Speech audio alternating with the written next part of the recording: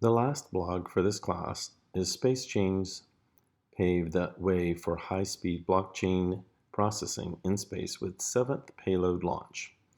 On the most recent SpaceX launch from Cape Canaveral on 26 November this year, SpaceChain announced it had successfully launched its second Ethereum Virtual Machine (EVM) payload into space aboard a SpaceX Falcon 9 rocket, and it's on its way to the International Space Station for installation.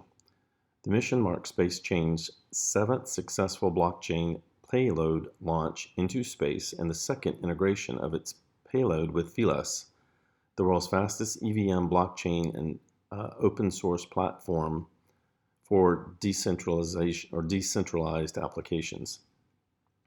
The space node is capable of processing Velas blockchain on the ISS and sending the digital assets from space, such as tokens, NFTs, in addition to performing complete high-speed transaction services, including coin minting. Founded in the late 2017, SpaceChain established the first space platform to provide secure custody, transact digital assets, deploy smart contracts, and facilitate decentralized finance infrastructure on space nodes.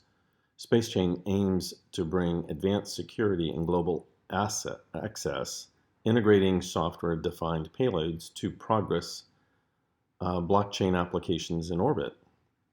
SpaceChain currently has a network of nodes operating on satellites and aboard the ISS. The reason that I found this article interesting is that I had blogged about the elections in Iceland using blockchain technology for online voting.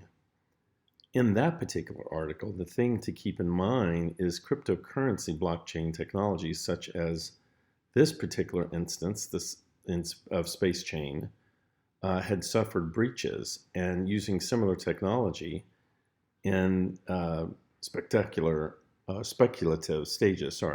So in the trial in Greenland, the project aims to verify the protocols used to verify the votes are inaccessible to outsiders and that they're secure. The other reason I like this particular article is that I happened to see the launch that day.